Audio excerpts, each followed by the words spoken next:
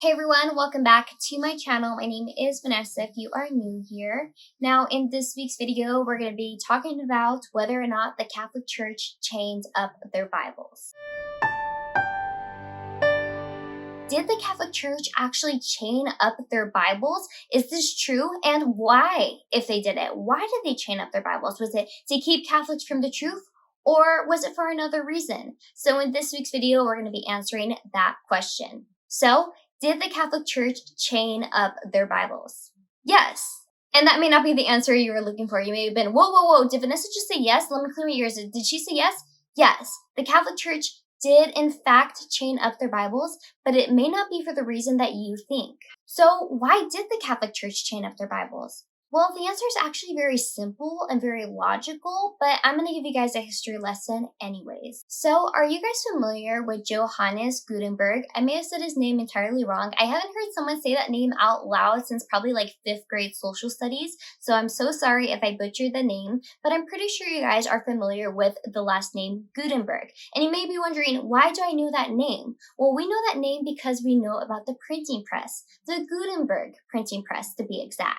Now, Gutenberg was a goldsmith and an inventor from Germany, and one of the inventions that he actually perfected was the printing press. The first thing that was actually printed on the Gutenberg printing press was the Bible, and that is where we get the Gutenberg Bible from. The time in which the Catholic Church is often attributed to chaining up their Bibles is during the time of the Middle Ages. Now, the Middle Ages, for the majority of that time, the printing press had not been perfected yet. So the printing press was something that didn't even exist in people's daily lives. So instead of things being printed, things had to be handwritten. So before the Gutenberg printing press, every Bible that was out there was a handwritten Bible. Now, a popular place where the Bible was handwritten was at a monastery that was founded by Benedict of Nursia.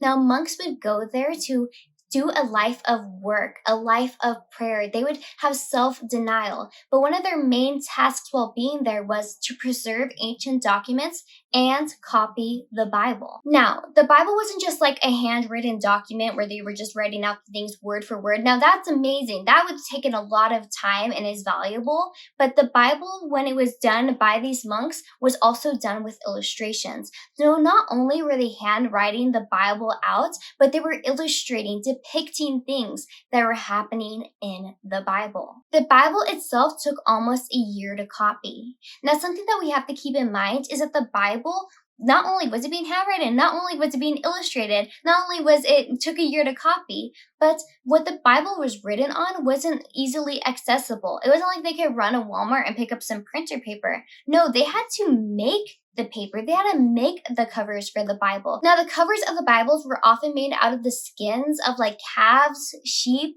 goats, which took a lot of time to prepare for the Bible to be in it. Needless to say, the Bible was a very expensive book. It was handwritten, it was illustrated, it took nearly a year to handwrite, and it had to have special paper and special covers that needed to be prepared. It took time to prepare. So we can see that the Bible is an expensive book. Now, a lot of people say that the Bible today, the equivalent price it would be is $100,000. The Bible not only was valuable in the wisdom and the words and the story of Christ, but the Bible was valuable in it was an expensive book.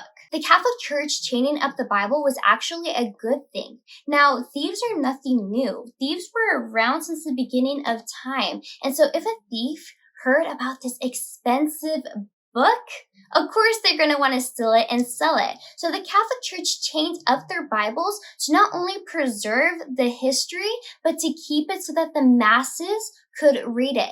They didn't chain up their Bibles to keep it from the people. They chained up the Bible so that people could read it. Everyone could come and read the Bible, but it would be safe. It would be secure. They didn't have to worry about it being stolen or altered in any way. Now, if the Catholic Church didn't chain up the Bible, it would either A, be stolen or B, locked away because it's that valuable. So we should be happy that the Catholic Church chained up the Bible so that everyone could go ahead and read the Bible, read about Jesus Christ, read about the truth. Now, the Catholic Church was not the only church ever in history that chained up their Bible. In fact, in 1593, King Henry VIII commanded for a Bible to be published. Now, this Bible was called the Great Bible, but was more famously known as the Chained Bible because this Bible was chained for security reasons. And as we noted from the reasons before why the Catholic Church chained up their Bibles, we can see as to why they chained their Bible in the first place. So the Bible being chained wasn't a bad thing. It was a good thing. Today, we have access to the Bible thanks to the printing press. But who's to say that if they didn't chain up the Bible in the early church, would we even have access to this book that has been preserved throughout the 2,000 years and beyond times? Will we be reading the right version of the Bible if it had not been chained up? Would we even be reading the Bible if it hadn't been chained up? So I always encourage people to keep in mind that when we comment on things, whether it be history, politics, anything that goes on, family issues, before we comment, look at the context, look at every variable before you make a comment on it, because people often go, the Catholic Church chained up the Bibles to keep people from the truth. No, the Catholic Church chained up the Bible to show people the truth, to give them access to the truth. So always keep that in mind. Look at the context, look at the variables before making a comment on anything, because it's so easy to say, oh, I would have done this, or she would have done that, or if I was back in history, I would have done this differently.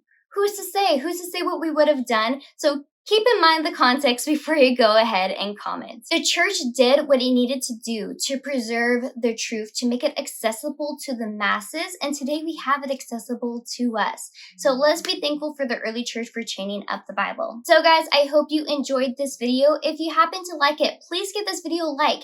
If you dislike it, give it a dislike, and let me know why in the comment bar down below. I really encourage you guys to give this video a like or a dislike, depending on how you liked it, because it lets me know if I'm making the content that you guys want to see or if you agree with me. I want to tailor my content towards you guys, so let me know what you guys think about these type of videos by commenting about them down below or giving a like or dislike. Now, if you're new to my channel and you want to see more of me, whether because you like me or you hate me, please hit the subscribe button and also turn on the bell notification so you're notified when I post. I always love having everyone from different ideas coming to my channel to talk with my viewers down below. We love getting in conversations with new people, whether they agree with us or disagree with us. So get into conversations down below in the comments bar, whether it be in this video or my other videos. So guys, I want to thank you guys so much for watching. I really hope you liked this video, and I look forward to seeing you guys in my next one. Bye-bye.